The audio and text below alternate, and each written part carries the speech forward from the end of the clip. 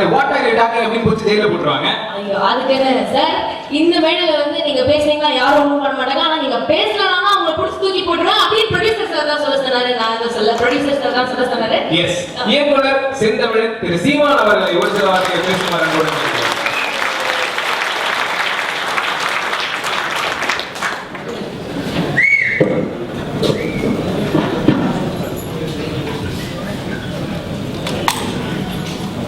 இந்த விழாவை சிறப்பிக்க வந்திருக்கிற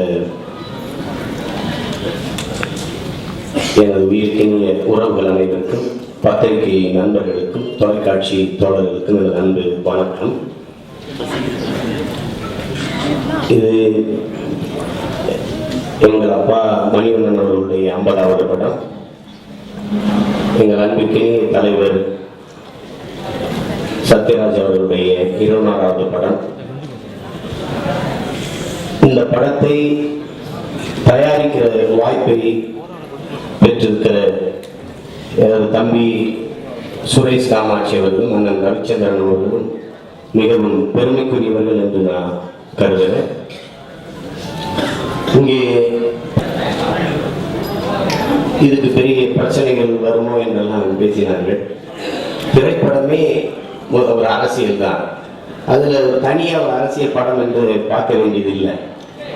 ஒரு கலைஞர் என்பவன் அவன் வாழ்கிற காலத்தில் மக்களுக்கு இருக்கிற அவ்வப்போது நிலவுகிற பிரச்சனைகளை படைப்பில் சொல்லலை என்றால் அவன் கலைஞனே இல்லை. இன்னைக்கு அரசியல் இல்லாம ஒண்ணுமே இல்லை.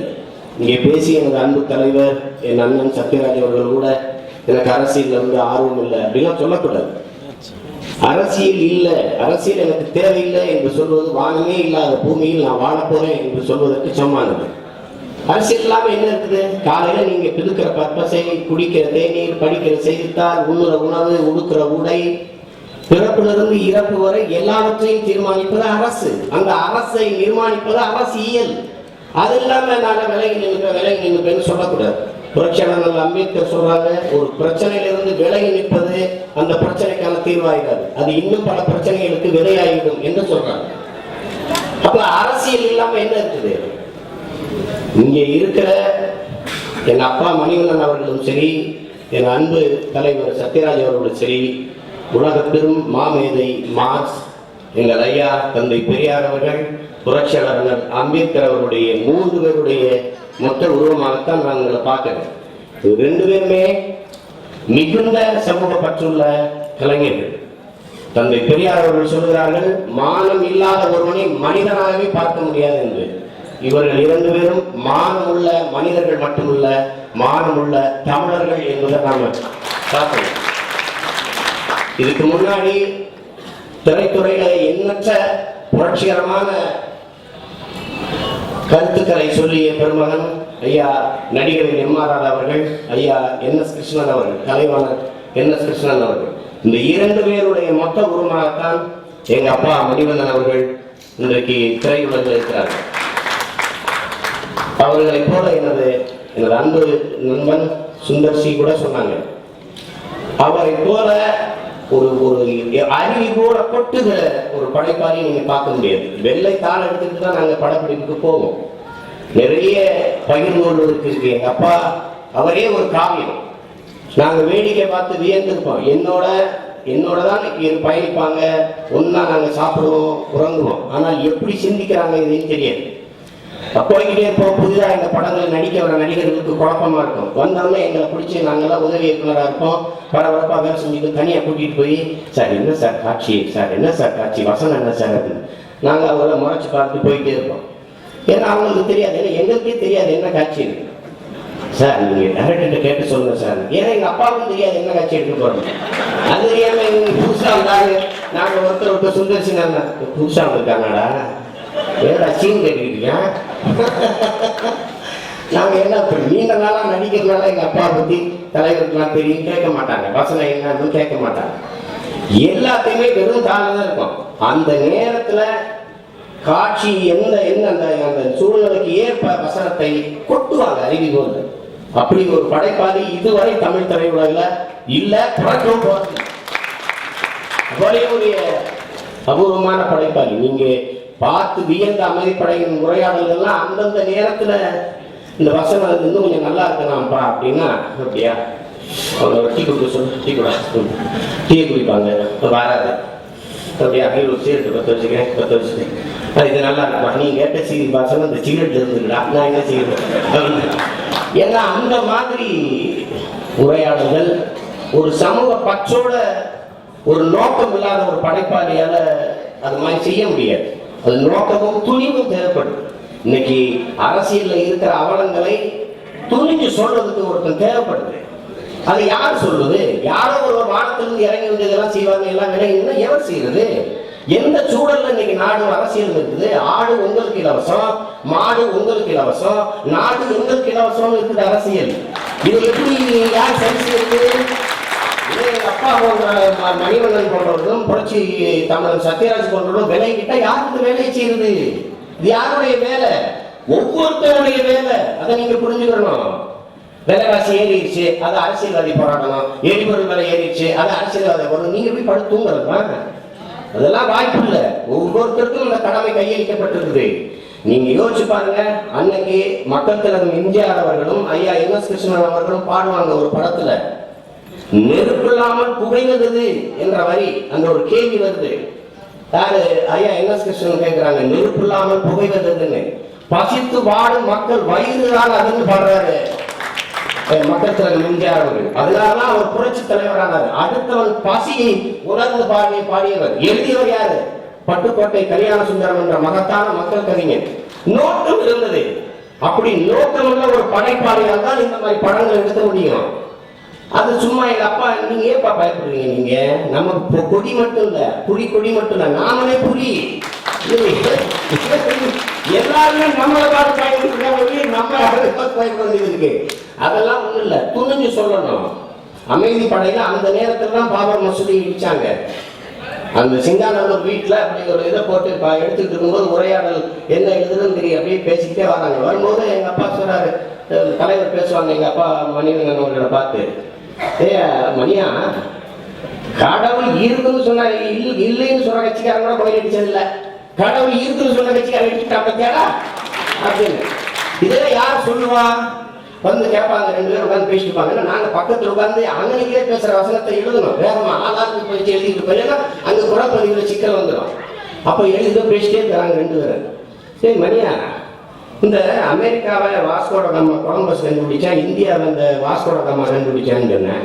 இந்த சாதி கர்மாந்தத்தை கண்டுபிடிச்சது அப்படின்னு இந்த மணியாற்றம் கண்டுபிடிச்சா அந்த மந்திரிமார் கெட்டியா கொடுத்துட்டு சொல்றாங்க. உடனே அப்ப ரெண்டு பேரையும் ஒழிச்சுட்டா சாதி ஒழிஞ்சிருக்கிறார். சாதி ஒழிஞ்சிடும். அப்ப நம்ம தான் சோதனைக்கு செஞ்சிருக்கு.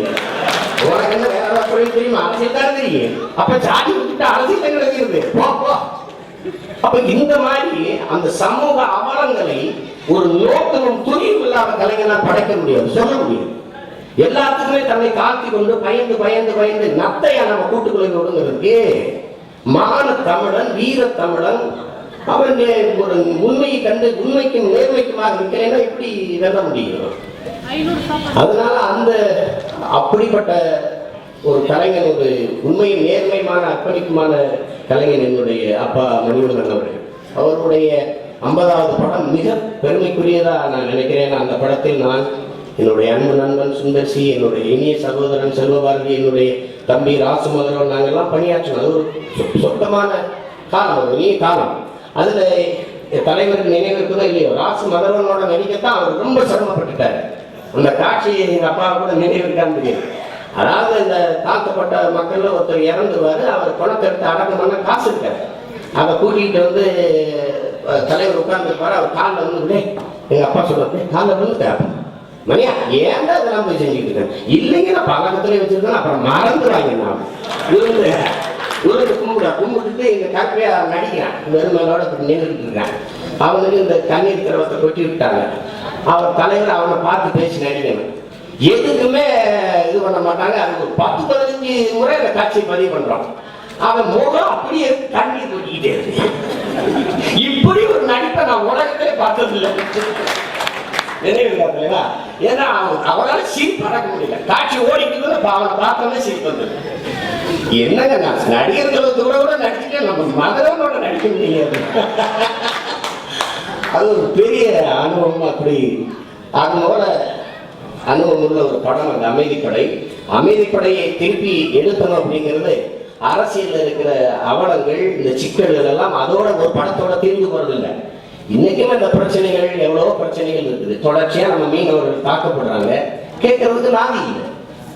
விவசாயிகள் தற்கொலை செய்யறாங்க, கேட்கறதுக்கு நாதி இல்லை. ஒரு நாட்டுல, உலகத்துல ஒரு நாட்டுல ஒரு விவசாயி ஏழையாக இருந்தால் அந்த நாடே ஏழை நாடாகத்தான் பார்க்கப்படும் என்று சொல்றாங்க. அப்படின்னா இந்தியா எவ்வளவு பெரிய ஏழை நாடுன்னு நீங்க எண்ணி பாருங்க. கடந்த 10 ஆண்டுகளை மட்டும் 2 லட்சம் விவசாயிகள் தற்கொலை செஞ்சிருக்காங்க வாழ முடியாம. அதுல நீங்க ஒரு விவசாயி போய் நிலத்தை பார்க்கறான், பயிரை பார்க்கறான், வாடிய பயிர் வாடிய போதெல்லாம் உயிர் வாடினே என்று பாடிய வல்லலாரின் வாரிசுகள் நம்ம. பயிர் வாடி போகுது, பார்த்தா கையிலே தூக்கி வரப்புல இருந்த மரத்துல தூக்கி போட்டு செத்துக்கிட்டான் ரஹீம்ங்கிற ஒரு விவசாயி. அதை பத்தி நம்ம பேசாம வேற எதை பத்தி பேசுறது? இலவசம் ஆடு மாடு அண்டா குண்டா தோடு பொங்கட்டா மூட்டு தீர்த்து வச்சுக்கிறதா? எதை பத்தி பேசுறது? இந்த சமூக அவலங்களை சரி செய்வதற்கான பொறுப்பும் கடமையும் ஒவ்வொரு கலைஞருக்கும் இருக்கு. அப்படி ஒரு பொறுப்புள்ள கலைஞனாக, ஒரு போராளியாகத்தான் நான் எனது தகப்பனார், என்னுடைய அப்பா இயக்குனர் மணிவண்ணன் அவர்களை பார்க்கிறேன். அவருக்கு துணை நிற்கிற அண்ணன் தலைவர் சத்யராஜ் அவர்களையும் நான் பார்க்கிறேன். அவரோட கருத்து ஒத்து போகலைன்னா இந்த வசனங்களை எல்லாம் பேச முடியாது. நான் பேசி நடிக்க மாட்டேன்னு சொல்லிட்டு எவ்வளவு நேரம் ஆகும். ஆனால் அவர் நடிப்பார். காரணம், நீங்க தெரிஞ்சுக்கிறீங்க, திரையுலகில் இருக்கிற கலைஞர்கள் எத்தனை பேருக்கு படிக்கிற பழக்கம் இருக்கு என்று எனக்கு தெரியாது. ஆனால் நான் எங்க அப்பா கிட்ட உயர்ந்த குணங்களாக பார்ப்பது, எப்பவும் படித்துக் கொண்டே சுவாசிப்பது போல வாசிப்பதையும் பழக்கமாக கொண்டவர் என்னுடைய அப்பா இயக்குனர் மணிவண்ணன் அவர்கள். நம்ம இளைய பிள்ளைகள் அதை நிறைய கற்றுக்கணும். எந்த அரசியல் சம்பந்தப்பட்ட புத்தகம் மட்டுமல்ல, திரைப்படம் சம்பந்தப்பட்ட புத்தகம் இல்லை. ஒரு பொள்ளாச்சியில ஒரு தோப்பு வாங்கினாங்க, தென்னை மரத்துக்கு எவ்வளவு உரம் போடணும்னு ஒரு புத்தகத்தை வாங்கி படிச்சு அதை குறிப்பிட்டு எல்லாத்தையும் படிக்கிறார். அதே போல தலைவர் சத்யராஜ் அவர்கள் எல்லாத்தையும் படிப்பார்கள். ஓசோவை பற்றி அவர் படித்த காலங்களில் என்னோட நிறைய பகிர்ந்து கொள்வார்கள். ஓசோ ஒரு மிகச்சிறந்த புரட்சியாளனாக, சிந்தனையாளனாக இருக்கிறான் என்று அடிக்கடி என்னோட பேசுவார்கள். அந்த மாதிரி படிக்கிற பழக்கத்தை கொண்டவர்கள் இங்கே இருக்கிற சத்யராஜ் அவர்கள் நீங்க பார்ப்பீங்க. ஒரு சிறந்த நடிகர், அவர் நுண்ணு பண்ணுவார், இதெல்லாம் நீங்க பேசுறீங்க. ஆனால் அவர்கிட்ட நாம கற்றுக்கக்கூடிய மிகச்சிறந்த மனிதாபிமானமிக்க ஒரு குணம் இருக்குது, பிறருக்கு உதவுற ஒரு குணம். அவர் எவ்வளவு உயர்ந்தவராக இருந்தாலும் அவ்வளவு தூரம் அவர் உள்ளத்திலே உயர்ந்தவர். நான் என் கண்ணார பார்த்தேன். அமைதிப்படை படத்துக்கு அவர் முன்பணம் வாங்கல. நாங்க தான் இப்போ வேலை செய்யறோம். நானும் பாலு ஒரு நிர்வாகி எல்லாரும் போய் பார்க்குறோம். பார்க்கும்போது அவர் காசு வாங்கல. ஏன்னா எங்க அப்பா சிரமத்தில் அந்த படத்தை எடுக்கிறாங்க. அதனால அவர் சொன்னது, உதவின்னு யாராவது வந்து கேட்டுட்டா நம்ம இல்லைன்னு சொல்ல முடியாது, அதுக்கு மட்டும் ஒரு 5 லட்ச ரூபா கையில எப்பவும் வச்சுக்கிறீங்க என்று சொன்னார். அவர்கிட்ட இருக்கிறது யாரு கேட்டாலும் உதவுவார், ஆனால் உண்மையிலேயே அந்த உதவி அவருக்கு போய் சேர்ந்தா என்பது கவனமா இருக்கார். அதனால நான் பார்த்தேன், நானும் சத்யராஜோட சேர்த்து 8 வள்ளல்கள் இந்த இடத்தில் இருக்கிறதா தான் நான் பார்த்தேன். சல்மான் கானை பற்றி சொல்லுவாங்க, வாங்குற சம்பளத்துல பாதிக்கு மேல மற்றவர்களுக்கு உதவி விடுவார் என்று சொல்லுவாங்க. அதே மாதிரிதான் என்னுடைய அண்ணன் சத்யராஜ் அவர்களை நான் பார்க்கிறேன்.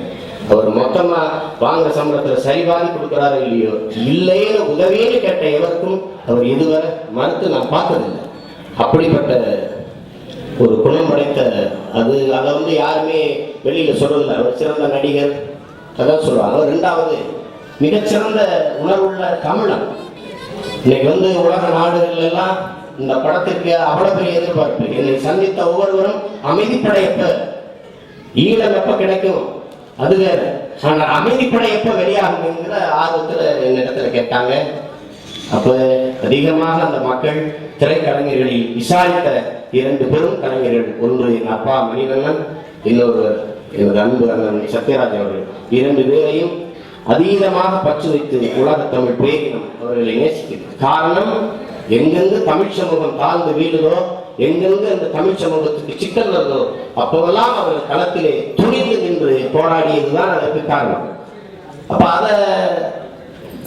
அந்த வழியில நீங்க இதுவரை எனக்கு அரசியலுக்கு சம்பந்தம் இல்லைன்னு நீங்க எப்படி சொல்றீங்க? காவிரி நதிநீர் உரிமைக்காக நீங்க பேசிய பேச்சை நமது தலைவர் பிரபாகரன் அவர்களே பாராட்டியிருக்காங்க. அவ்வளவு அருமையா நீங்க பேசுறீங்க என்று சொன்னாங்க. அந்த பேச்சு தான் அரசியல். நீங்க அரசியல் என்பது ஏதோ தனியா ஒன்று இருக்குன்னு நினைச்சுக்கிட்டு இருக்கீங்க. எனக்கு தண்ணி கொடு என்று கேட்பதே அரசியல். நீங்க ஒண்ணு தெரிஞ்சுக்கிறீங்க, தேசப்பிதா காந்தி சொல்கிறார், அரசியல் என்ற எண்ணம் இல்லாத ஒருவன் மனிதனாகவே இருக்க முடியாது என்று காந்தி சொல்றார். அதே மாதிரி புரட்சியாளர் லெனின் சொல்றார், ஒவ்வொரு மனிதனின் ஒவ்வொரு வார்த்தையிலும் அரசியல் பிறக்கிறது என்று சொல்றார். அப்ப அரசியல் இல்ல அப்படி விலை போக முடியாது. நீங்க சிறந்த நடிகரா இல்லையாங்கிறத தீர்மானிக்கிறதே அரசு தான் விருது கொடுத்துச்சு. இங்க அரசியலாம் ஒண்ணும் இல்லை. ஒரு கவிதை ஒருவன் எழுதுறான், அர்ச்சகருக்கு பிரச்சனை அமைச்சரிடத்தில் மனு என்று. அனுதினமும் கடவுள்கிட்ட வேண்டவங்க கூட அவனுக்கு பிரச்சனைனா அமைச்சர்கிட்ட மனு கொடுக்க வேண்டியது இருக்குது. இந்த கோயில்ல 5 பேரை பூஜை நடக்கிறதா இல்ல அதை மூடி போடுறதாங்கிற முடிவெடுக்கிறது அறநிலைத்துறை. அதனால அரசியல் இல்லாம ஒண்ணும் இல்லை. இந்த படம் மிகச்சிறந்த அரசியல் படம். கட்டாயம் ஒவ்வொரு மனிதனும் பார்க்கணும், ஒவ்வொரு தமிழனும் பார்க்கணும். நீங்க எல்லா முடிதிருக்க நேரத்திலையும் தேநீர் விடுதலையும் தயவு செய்து இங்க அரசியல் பேசாதீங்க எழுதி போட்டுருக்காங்க. அதனாலதான் கடைசியில் தேநீர் எடுத்துக்கிட்டு இருக்காங்க, கடைசியில ஆக்கிக்கிட்டு இருக்காங்க. அரசியல் தயவு செய்து பேசணும். அரசியல் என்ன இருக்குது? என்ன இருக்கு? ஒண்ணும் இல்லை. அதனால அதை தவிர்த்துட்டு எதையும் சிந்திக்க கூடாது. இந்த உலகமின் அன்பு உறவுகளே, அது சான்றோர்களே, இதழாளர்களே தெரிந்து கொள்ளுங்கள். இந்த உலகம் 2 இயல்களால்தான் இயங்குகிறது. ஒன்று அரசியல், இன்னொன்று அறிவியல். இந்த 2 இயல்களால் தான் இயங்குகிறது. இந்த அறிவியலையே தீர்மானிக்கிறது அரசியல் தான். அம்மையார் சோனியா காந்தி அவர்களும் ஐயா மன்மோகன் சிங் அவர்களும் சொல்லாமல் ஸ்ரீஹரிகோட்டாவிலிருந்து விண்கலம் மேல பறக்காது. அப்ப அந்த அறிவியலை தீர்மானிக்கிறதே அரசியல். அதனால அது என்னமோ வேணாம், ஒரு ஆகாத காரியம்லாம் நீங்க பேசிட்டு கூடாது. இது மிக அவசியமான ஒன்று. இந்த படம் யாரையும் தனிப்பட்ட முறையில் விமர்சிப்பதல்ல. எனது மண்ணில் எனது மக்களுக்கு இருக்கிற அவலங்களை, இந்த அரசியலில் இருக்கிற சீர்கேடுகளை சரி செய்வதற்கான விமர்சன படமாக தான் இது இருக்குமே ஒழிய யாரையும் தனிப்பட்ட முறையில் காயப்படுத்துங்கிற நோக்கத்தில் இந்த படம் படைக்கப்பட்டது. அந்த அமைதிப்படையும் சரி, இந்த அமைதிப்படையும் சரி, அந்த நோக்கம் எடுக்கப்படலை. இது மிகச்சிறந்த, எல்லோராலும் ரசிக்கப்படக்கூடிய ஒரு சிறந்த படைப்பு. அதிலே பங்காற்றிய இன்றைக்கு விழாவின் நாயகனாக இருக்கிற எனது அன்பு சகோதரர் ஜேம்ஸ் வசந்தன் அவர்கள் மிகச்சிறந்த பாடல்களை தந்திருக்கிறார். என்னுடைய தம்பி இனிய இளவல் முத்துக்குமாரன், அவன் ஒரு திரை இசைக்கான பாடல்களை எழுதுகிற ஒரு திறமைசாலி மட்டும் என்று பார்த்து விட கூடாது. அவன் மிகப்பெரிய படைப்பாளி, படிப்பாளி. என்னுடைய அப்பா ஒரு நூலக பணியாளராக இருந்தார். அந்த நூலகத்தில் தான் அவனுடைய பொழுது காலங்களை கிடைத்தவன். 1 லட்சத்திற்கு மேலான புத்தகத்தை அவன் படித்திருப்பான். அவன் வயசுக்கு மீறிய வாசிப்பு நேசிப்பு கொண்டவன், பெரிய அறிஞன். இந்த திரைப்பாடலை தாண்டி அவனிடத்தில் பேசினீர்கள் என்றால் மிகப்பெரிய படைப்பாளி. என்னுடைய அப்பா மணிவண்ணன் அவர்கள் வாழ்த்தியது போல இந்த தலைமுறையில் ஈடு இணையற்ற ஒரு கவிஞன், ஒரு படைப்பாளி என்னுடைய தம்பி. இன்னும் நிறைய சாதிப்பார். அவனோடு யாரையும் ஒப்பிட்டு பேச முடியாத அளவுக்கு உயர்ந்த எனது தம்பி நிற்பான். அவனுடைய வரிகளில் எனது அன்பு சகோதரர் ஜேம்ஸ் வசந்தன் அவர்கள் தந்த பாடல்கள் மிகச் சிறப்பு. என நான் மெட்டமைக்கும் போது கூட இருந்தேன். அவருடைய கவனம் முழுமைக்கும் சிறந்த பாடலை கொடுப்பது என்ற முனைப்பில் தான் அவர் வேலை செய்தார். அதே போல ஒளிப்பதிவு செய்த என்னுடைய அண்ணன் சங்கர் அவர்கள், என்னுடைய அப்பாவுக்காக அவர் என்ன நினைக்கிறாரோ அதை அப்படியே எடுத்துக் கொடுக்கக்கூடிய பேராற்றல் கொண்டவர். நாங்கள் எல்லாம் ஒரு குடும்பம் போல அவரோட நாங்கள் பணி செய்தோம். அதில் படத்தொகுப்பு செய்த தம்பி, மற்ற எல்லாருமே சிறந்த. அவன் சிறு பையன், எங்களுடைய படப்பிடிப்பு தளத்தில் இன்று அந்த ஒவ்வொரு நாள் எடுக்கிற காட்சியை தொகுத்து காட்டி அவன் படத்தையும் செதுக்கினான், அவனையும் தன்னை செதுக்கிக் கொண்டான். ஏன்னா முதல் படம் மிகப்பெரிய இயக்குனருடைய 50வது படத்தை செய்கிற ஒரு அரிய வாய்ப்பை அந்த இளம் வயதில் பெற்ற பெருமைக்குரியவனாக அவன் இருக்கிறான். இப்போ இங்கே நடித்தவர்கள் என்னுடைய தம்பி, என்னுடைய இளையவன் ரகுவண்ணன். அவன் இதற்கு முன்பு என் அன்பு தலைவர் சத்யராஜ் அவர்களோட மாறன் ஒரு படம் நடித்தான். மிகச் சிறந்த படம். அது பெரிய அளவுக்கு வெல்லாதனால அவனுடைய திறன் வெளிப்படலை. சிறந்த ஒரு முழுமையான கலைஞன். அவனுக்கு நடனம் தெரியும், சண்டை தெரியும், எல்லாம் இருக்கக்கூடிய ஒரு கலைஞன். இந்த படம் அவனுக்கு சிறந்த பெயரை பெற்றுத்தரும். இதற்கு பிறகு அவன் மிகச்சிறந்த கலைஞனாக தமிழ் திரையுலகில் வருவான். என்னுடைய தம்பி, அவனுக்கு என்னுடைய அன்பு வாழ்த்துக்கள். நான் அவனுக்கு உணர்வுபூர்வமான வார்த்தைகளை இங்கே பதிவு செய்தார்கள். எல்லாருக்கும் இல்லாத பெருமை எனக்கு ஒரு ஆசானாக, ஒரு தந்தையாக, ஒரு நல் வழிகாட்டியாக இருந்த என்னுடைய அப்பா மணிவண்ணன் அவர்கள்.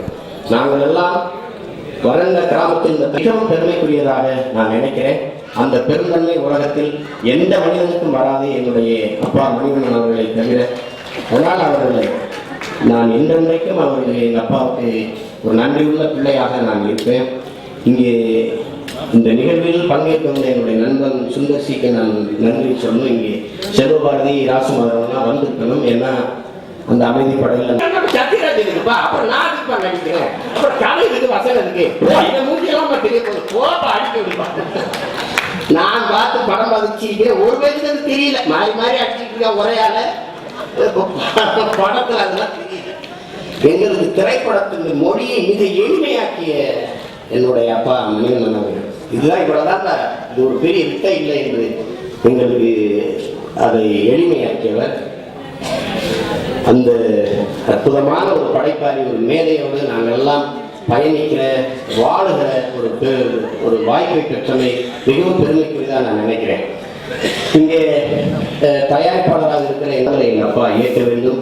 அதிலெல்லாம் நாங்கள் அவருக்கு உதவி இயக்குநராக இருந்து நாங்கள் பணி செய்வோம். அந்த வாய்ப்பை தான் எங்கள் நண்பன் சுந்தர்சி கேட்கிறார், நீங்கள் அடுத்த முறை அமைதிப்படை 3வது பாகத்தை இயக்கும்போது நான் பணி செய்கிறேன் என்று. மற்றபடி இங்கே வந்திருக்கு வாழ்த்திய எல்லாருக்கும், இந்த படத்தை ஒரு இவ்வளவு குறுகிய காலத்தில் தயாரித்து திரைக்கு கொண்டு வருகிற எனது அன்பு தம்பி, என் அண்ணன் ரவிச்சந்திரன், என் தம்பி சுரேஷ் அவர்களுக்கு என்னுடைய பாராட்டுக்கள். இங்கே பாராட்டு பெற்ற ஐயா ஹரிதாஸ் படத்தை தயாரித்த ஐயா ராமதாஸ் அவர்களுக்கும், இங்கே இவ்வளவு நேரம் இந்த நிகழ்வை பொறுமையோடு இங்கே பார்த்து கேட்டுக்கொண்டிருக்கிற என் அன்பு உறவுகள் உங்கள் அனைவருக்கும் எனது அன்பான வணக்கமும் நன்றியும்.